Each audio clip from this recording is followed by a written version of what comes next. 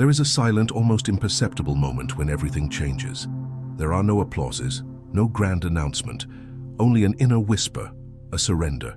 It is in this very moment when you finally release control and trust the invisible flow of the universe that love begins to work its silent, profound, and irreversible magic.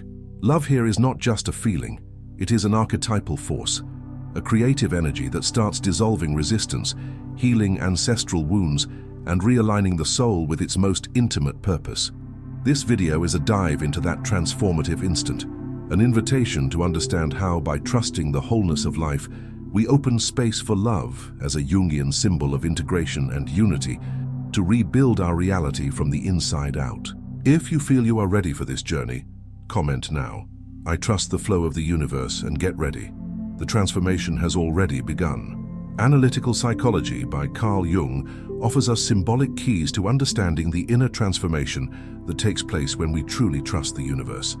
Jung believed that the human soul is constantly seeking wholeness, a process he called individuation, the journey toward integrating all aspects of the self, both conscious and unconscious. When we trust the universe, we are, in truth, opening ourselves to this natural movement of the psyche toward totality. This trust allows love, not limited romantic love, but love as a universal archetype, to act as a catalyst for healing. Love, in this sense, is the force that unites opposites, that helps us integrate the shadow, the rejected aspects of ourselves, and recognize our projections, redirecting psychic energy back to our center. Surrendering to life, as Jung proposed, is surrendering to the unconscious, to the inner wisdom that goes beyond the ego. It is in this space that the feminine and masculine archetypes, the Anima and the animus, begin to dialogue. The result is a state of inner harmony, where we no longer need to control everything, because we recognize that a greater intelligence is operating behind events. To love then becomes an act of deep acceptance and presence. When we trust, we stop resisting, and it is in this non-resistance that love finds the space to bloom. Jung said that what we resist persists, and what we accept transforms. In this way, love, together with trust, becomes the great agent of soul transmutation. For much of life, the ego operates under the belief that it controls events, decisions, and the course of existence. This illusion of control is fueled by cultural conditioning, unresolved traumas, and the need for psychological security. Yet this constant attempt to dominate the flow of life proves exhausting and sooner or later unsustainable. Jung saw the ego as an essential part of the psyche, but also recognized that when the ego tries to place itself as the absolute center, it inevitably clashes with the unconscious, which represents the totality of the soul. Surrender, in this sense, is not passivity, but a profound realignment. It is the moment when the ego recognizes its limitations and bows to the totality of the self, the instance that represents psychic integrity. Trusting the universe is, in fact, an act of deep inner wisdom, admitting that there are greater forces operating beyond our rational understanding, and that these forces are not enemies, but part of our own development. The individuation process, so central to Jung's work, can only unfold when there is such surrender.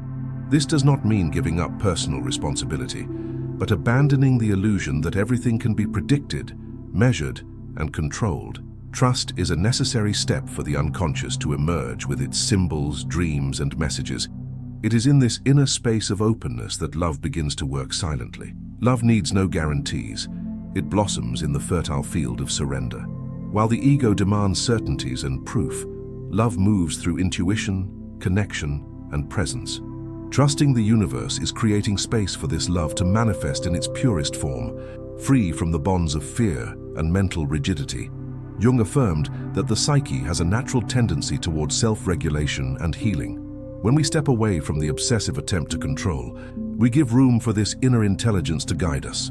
Surrender, in this sense, is an act of realignment with the soul's natural movement, which always seeks wholeness. And this is why, in the moment you trust, love begins to transform everything, because the energy once used to resist, control, and anticipate can now be channeled into creating, healing, and integrating. This transition from control to trust is often marked by crises, ruptures, and experiences that force us to let go. Suffering often arrives as a catalyst for surrender, for it is when everything collapses that we finally understand resisting the flow of life is futile. At this breaking point, many people have their first real experiences of unconditional love, not coming from outside, but arising as an inner force that welcomes, accepts, and rebuilds. Jung also warned of the danger of an inflated ego, which believes it can determine the destiny of the soul. When the ego imposes itself on the self, contact with life's symbolic dimension is lost, along with the signs of the unconscious and the deeper meaning of existence. Trust in the universe, on the other hand, restores this contact. We begin to notice synchronicities, hidden patterns, and connections that go beyond linear logic. The world ceases to be a predictable machine and becomes a living field of meanings in constant transformation. Surrender, then, is the portal. It is what allows us to leave the labyrinth of control and enter the spiral of love. And once we cross this portal, there is no way back. Love transforms not only emotions, but our very way of being in the world. Perception widens, the heart opens, and life, once heavy and fragmented, begins to flow with lightness and purpose. This is the true miracle. When you trust, the universe responds, and love silently begins to transform everything. Within the psychic structure described by Carl Jung, the shadow represents all that the ego rejects, denies, or represses for not fitting the idealized image we make of ourselves. It is unconscious content that includes instincts, impulses, unresolved traumas, painful memories, unacceptable desires, and also unacknowledged positive traits. The shadow is the other within us, and for this reason, we often project it onto others as defense. Yet it is precisely in this shadow content that one of the greatest sources of psychic energy and inner transformation lies, and love is the key that opens the door to this reconciliation. Love, when understood not as a superficial emotion but as an archetypal force of the psyche, is the power that allows us to face the shadow without judgment. It creates a safe field in which we can recognize and embrace our wounds without falling into the trap of guilt or shame. Trusting the universe means essentially trusting that even the darkest aspects of our being have a role in the soul's journey. And by allowing love to touch the shadow, something deeply transformative begins to happen. Rejected fragments return to the center of the self, and the psyche becomes more whole, more complete, more true. This process, however, requires courage. The shadow often appears wearing frightening masks. It is where our deepest insecurities live, our childhood fears, our self-destructive tendencies, and impulses that shame us. The ego, in its attempt to maintain order, wants to push all of this away as if sweeping dirt under the rug. But what is not acknowledged controls us unconsciously. Jung said that, until you make the unconscious conscious, it will direct your life, and you will call it fate. True love does not fear this descent. It understands that the shadow is part of the whole, and that excluding it only fragments the psyche further. When we trust that the universe, and by extension our psyche, has its own wisdom, we stop resisting this integration process. Love begins to gently guide us inward, to encounters that once seemed unbearable. It is not a linear or painless process, but it is profoundly healing. The shadow does not need to be destroyed. It needs to be seen, understood, and transmuted. By doing so, we recover lost parts of our identity. What once seemed like an internal enemy reveals itself as a misunderstood ally. Often the greatest gifts are hidden behind the masks of the shadow. Repressed aggression may reveal itself as healthy assertiveness. Denied envy may point to suffocated legitimate desires. Fear may contain the key to sensitivity and empathy. Love, in this context, acts as an alchemist. It does not deny what we are, but teaches us how to transform the lead of unconsciousness into psychic gold. And this alchemy is only possible when there is trust. Trusting the universe means believing that even inner chaos has a purpose, that there is order behind apparent disorder, and that by crossing the dark valley of the soul, we find not destruction, but reconciliation. Integrating the shadow is a vital step in the individuation journey. Without it, we remain trapped in inner conflicts, destructive repetitions, and sabotaged relationships. With it, we become more human, more compassionate, more whole. And love, when it passes through the shadow, becomes more real, deeper, more enduring. It is no longer idealized, conditioned, or dependent love. It is a love that knows pain, that has walked through darkness, and that, precisely because of that, can illuminate. Jung understood love not as an escape from pain, but as the ability to remain with what is difficult without losing ourselves. This is the love that transforms. It does not try to improve the soul, but to reveal it fully. And when that happens, everything around us begins to change, not because the world has changed, but because we have. Trust in the universe allows us to accept that even our shadows are sacred.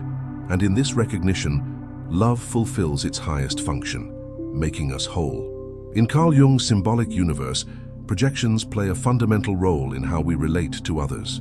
Projection is the unconscious act of attributing to another person traits, emotions, or desires that actually belong to us, but that we do not recognize or accept.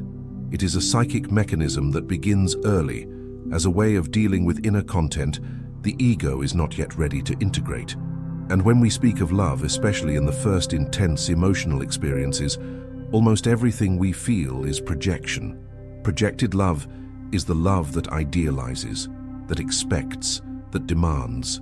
We see in the other what we would like to see in ourselves, or what we fear, or what we unconsciously seek to integrate. This dynamic is powerful but illusory. The loved person becomes a canvas for the unconscious to project its symbols, wounds, and aspirations. At first, this phase may be enchanting, even magical, but over time, conflicts, frustrations, and misunderstandings emerge. And it is there that many relationships collapse, because what sustained the connection was not real love, but the reflection of an unprocessed inner process. Jung did not see this as a mistake, but as an inevitable part of the journey.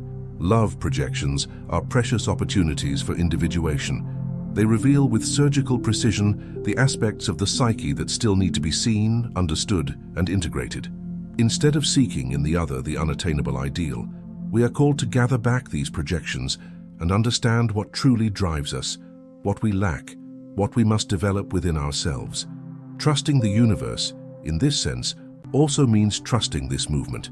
Each relationship, especially the most challenging ones, is a symbolic mirror. Crises, ruptures, painful repetitions, everything serves consciousness. It is in this process that love begins to purify itself, to free itself from expectations, and to approach its essence: acceptance, presence, freedom. When we remove projections, the other ceases to be an object of our needs and becomes a real being, with light and shadow, with limits, with their own journey. It is in this space of encounter between two whole beings, not perfect but conscious, that real love can be born. A love that does not demand the other to complete us, but celebrates mutual growth, respect, autonomy, and emotional depth. This process, however, is painful for the ego. It is the ego that wants guarantees, eternal promises, control over affection. But true love does not submit to control. It is fluid, present, and strengthens as there is freedom for each to be who they truly are. Removing projections is an act of emotional maturity. And this maturity is only possible when there is trust. Trust in life, trust in the path, and above all, trust in oneself. Jung saw relationships as the symbolic field par excellence where the soul works its evolution. There is no more revealing experience than loving someone, but not loving in a possessive, dependent, or fanciful way. Loving consciously, truly, wholly. This kind of love is not immediate nor always romantic, but it is transformative. It forces us to grow, to review our patterns, to heal old wounds, to question beliefs about ourselves and the other. As we move forward on this path, we begin to realize that love is not something to be conquered externally, but that emerges from within as we become whole. When we trust the universe, we accept that love comes, transforms, departs, returns, manifests in unexpected forms. It is not tied to one form or one person. It is a frequency, a presence, a state of consciousness. And so by abandoning projections, by facing our pains, and by allowing love to show us who we really are, we begin to live relationships as conscious mirrors, no longer as emotional battlefields. The journey toward real love begins when we stop demanding the other to save us and start taking responsibility for our own healing. This is the turning point. And at this point, love not only transforms our relationships, it transforms our very perception of reality. The other is no longer threat or salvation, but companion on the journey. And that changes everything. In Carl Jung's analytical psychology, the concept of anima and animus is one of the deepest keys to understanding psychic balance and the true nature of love. Anima represents the archetype of the feminine in the psyche of a man, animus, the archetype of the masculine in the psyche of a woman. Yet both aspects exist in all human beings, regardless of gender. They are primordial images of the collective unconscious, symbolic expressions of the feminine and masculine principles that coexist in constant tension within the soul. The integration of these opposites is essential for wholeness, and when it occurs, it completely transforms our experience of love. While the ego operates in duality, separating, judging, hierarchizing, the union of anima and animus dissolves inner boundaries. It allows the human being to access a state of balance where action and receptivity, logic and intuition, strength and sensitivity coexist in an integrated way. This inner marriage is one of the most decisive moments of the individuation process. It is in it that love ceases to be sought outside and begins to be lived as a force arising from the psychic center. The imbalance between these inner archetypes is what often drives us to seek in the other what we lack. A man who has not integrated his anima will tend to project it onto idealized female figures, becoming emotionally dependent or vulnerable to emotional manipulation. A woman who has not integrated her animus may project it onto domineering male figures, seeking external approval and direction. These projections create destructive dynamics, relationships marked by dependence, frustration, and imbalance. When, however, the individual begins to recognize these inner figures and consciously dialogue with them, a profound reintegration process begins. The anima, when integrated, connects man to his sensitive, intuitive, creative dimension. It manifests not as seduction or fantasy, but as inner wisdom, inspiration, and emotional depth. The animus, when embraced, gives a woman a firmer inner structure, decision-making capacity, clear thinking, and the ability to act in the world without the need for external validation. This symbolic union is true inner alchemy. It is the sacred marriage between sun and moon, between conscious and unconscious, between archetypal masculine and feminine. When this balance is achieved, love flows with a new quality. It ceases to be a movement of lack and becomes an expression of inner abundance. The individual no longer seeks someone to complete them, but to share what they already are. Relationship ceases to be need and becomes conscious choice. Trusting the universe at this stage of the journey is also trusting the inner movement of balance between these poles. Trust is no longer a mental effort, but a natural reflection of the inner state of harmony. When the psyche finds this point of balance, the external world begins to reflect this totality. Synchronicities arise, deeper relationships appear, meaningful experiences unfold. The universe responds to the vibration of one who has become whole. Jung knew the psyche naturally tends toward wholeness, and the union of anima and animus is one of the highest steps on this path. It is not about eliminating gender differences or denying individual characteristics, but about recognizing that within us all exist these complementary forces, and that their inner reconciliation is what allows true relationships in the outer world. Only those who have already done this inner work can love without imprisoning, give without self-annihilation, live love as an experience of freedom. The dance between anima and animus is continuous. At times one will be more present, at others the other.